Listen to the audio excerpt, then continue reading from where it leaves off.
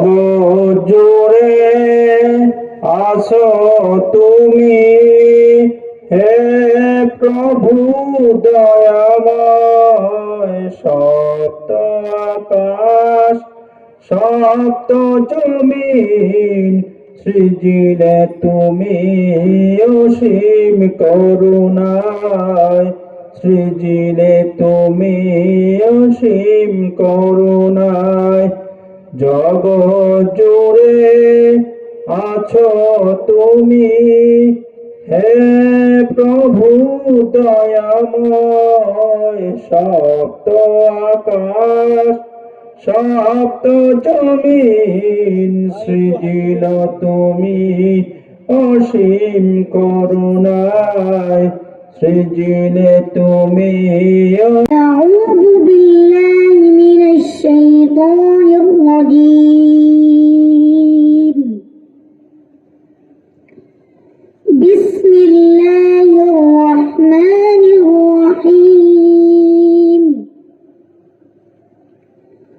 وسارعوا إلى مغفرة من ربكم وجنة عرضها السماوات والأرض أعدت للمتقين الذين ينفقون في السراء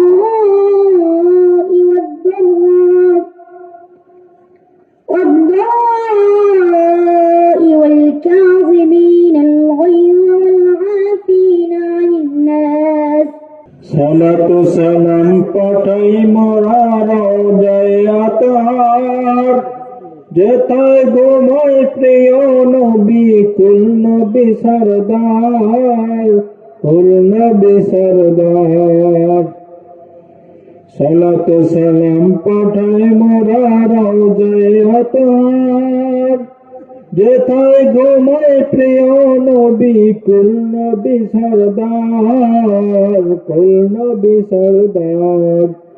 যেথায় ঘুমায় প্রিয় নবী কুল নবী সরদার, কুল নবী সরদার। সাদে সিতারা দুরুদ পড়ে যেই নবীর উপর, উম্মতের কান্ডারি নবী দয়ার আধার, দয়ার আধার। যে আয়োজক সে আলোচনা করতেও পারে না এবং আলোচনা শুনতেও পারে না, কারণ হচ্ছে তার বিভিন্ন কাজ, বিভিন্ন জায়গায় তাকে যেতে হয়। অনেক আলোচনা হয়েছে, কিন্তু আমি অনেক আলোচনা থেকে কিছু আলোচনা শুনতে পারিনি, কারণ আমি হতাশাগ্রস্ত ছিলাম। আর আমি এই মাহফিলটার আয়োজন করেছি একমাত্র আপনাদের উদ্দেশ্যে, কারণ এই বিশ্বমানব ফকিরানা দরবার শরীফটি করার উদ্দেশ্য, করার লক্ষ্য আমার অনেক বড় কিছু। কিন্তু আপনারা জানেন এই দরবারটা শ্রীরামপুরে ছিল। শ্রীরামপুর থেকে যে কোনো কায়দায় আল্লাহ পাকের অশেষ মেহেরবানিতে কেমনে কি হইল, আমি এখানে অটো চলে আসলাম। এলাকার কোনো প্রতিবাদ আমার প্রতি নাই যে বদরপুর দরবার শরীফ আছে, এখানে একটা বিশ্বমানব ফকিরানা দরবারের দরকার কি, এই জবাবদিহিতা আমার করতে হয় নাই। কিন্তু আল্লাহ এমন একটা ব্যবস্থা করে দিয়েছেন, আপনারা অনেকেই জানেন কোন কারণে এই জবাবদিহিতা আমার করা লাগে নাই, কিন্তু আমি আসছি। কিন্তু বদরপুর দরবার শরীফ আমার কখনোই অমঙ্গল কামনা করবেন না, আর আমিও যতদিন বেঁচে আছি বদরপুর দরবার শরীফের অমঙ্গল কামনা করব না। কিন্তু এই মাহফিলটা প্রতি বছর জানুয়ারির 10 তারিখ ছিল, কিন্তু জানুয়ারির 10 তারিখ দেই নাই, 7ই মার্চও দিয়েছি বিভিন্ন কারণে, নির্বাচনের কারণে। তাই বদরপুর দরবার শরীফের মাহফিলের আগেও আমি মাহফিল দিয়ে দেখেছি, আর পরেও দিয়ে দেখেছি। কিন্তু এবার আমি আর বদরপুর মাহফিলের কাছাকাছি দিয়ে দেখলাম যে আসলে কি হয়। আসলে তাদের তরফ থেকে এমন কোনো হিসাব আসে নাই যে বদরপুর দরবার শরীফের মাহফিলের কাছাকাছি দেশে বদরপুর দরবার শরীফের মাহফিলের অনেক বড় ক্ষতি হয়ে যাবে। কিন্তু আশপাশ থেকে কিছু লোক কিছু কথা বলে, কিন্তু তারপর আমি মনে করি দৃষ্টিকোণ দেখায় কিন্তু আমি কি করব? যাই হোক, আমার এই মাহফিল দ্বারা যেন দরবারের ক্ষতি না হয়, এজন্য আমি একটা সিদ্ধান্ত নিয়ে যে আগের জানুয়ারি 10 তারিখে রাখবো না বদরপুর দরবার শরীফে পরে দেব, এটা আমরা আলোচনা সাপেক্ষে আপনারা পরবর্তীতে তারিখটা জানতে পারবেন। আর মাহফিলে কে কি দিছেন আর দিবেন এটা আপনারা মনে মনে রাখবেন। আগামীতে আপনারা ওটা আবার যখন যে হুজুরে চাইবে আপনারা স্বেচ্ছায় দিয়ে দেবেন তার হাতে, আমার হাতে না দিলেও তার হাতে দিয়ে দেবেন, ওটাই আবার আমার কাছে চলে আসবে। কিন্তু অদাবদ্ধ না। অদাবদ্ধ করলে কি হয়, ওই লোকটা হারে আমি দিতে পারলাম না, চোখে চোখ পড়লে লজ্জা লজ্জা লাগবে, এই জন্য ওই অদাবদ্ধ না। আর কেউ ঋণ করে কর্জ করে আমার মাহফিলে দান করবেন না। ঋণ করে কর্জ করে এই ফকিরানা দরবার শরীফ মাহফিলে কেউ দান করবেন না, কারণ আপনারই তো চলে না। আপনি দান করবেন কেন? আপনার পরিবার আছে, আপনার সংসার আছে, আগে সেদিকে লক্ষ্য রাখতে হবে।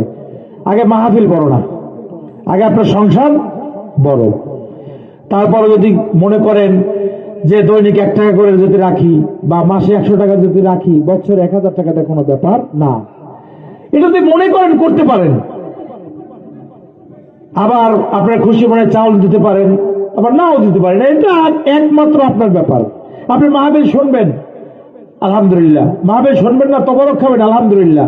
যে এটা প্রশ্ন আসবে না যে মাহফিল শোনে নাই তবরক খাইতে আইছে, না না না, এটা না। যার রিজিক সে খায়। আমার ভাগ্য ভালো যে আমার প্লেটে খায়, আমার দস্তরখানা খায়, আমার বাড়ির সামনে এসে খায়, ঠিক কিনা? যার রিজিক সে খায়, সেই গাইবান্ধা থেকে এসে খায়, কুড়িগ্রাম থেকে এসে খায়, দাওয়াত না দিলেও আইয়ে খায়, কারণ রিজিক কিছু করার নাই।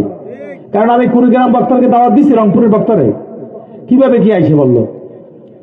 তাইলে যার খাবার সে খায়, আমার ভাগ্য বলে যে আমার বাড়িতে খায়।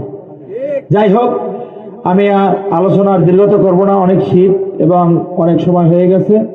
হুজুরকে বলবো মোনাজাত যেভাবে সংক্ষেপ, মানে অল্প করে। আমি তো হুজুরকে আদেশ করতে পারি না, কারণ সে আমার পিসাব, সেই ভালো বুঝবেন। যাই হোক, আর দোয়া যারা চেয়েছেন এবছর, নাম বলতে গেলে অনেক সময়ের ব্যাপার, কারো নাম বলবো না, কারণ গোপনের দান আল্লাহ পাক রব্বুল আলামিন বেশি কবুল করেন। গোপনের দান আল্লাহ বেশি কবুল করেন, কারণ গোপনে যেটা দেখেন না সেটা দেখেন কে?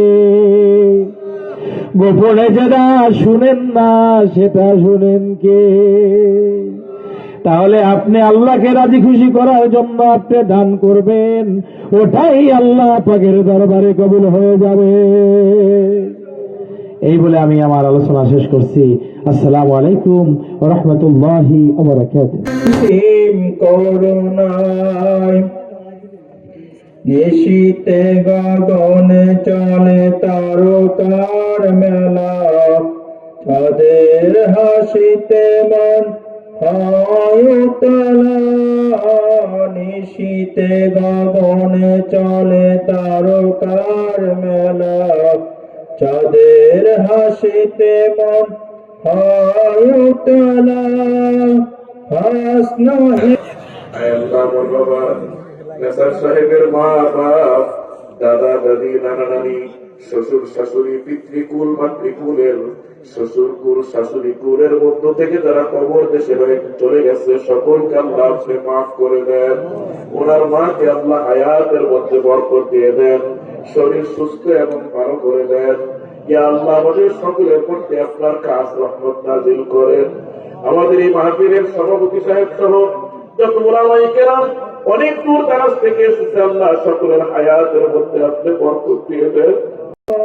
সপ্ত আকাশ সপ্ত জমিন সৃজিল তুমি অসীম করুণায়, সৃজিলে তুমি অসীম করুণায়।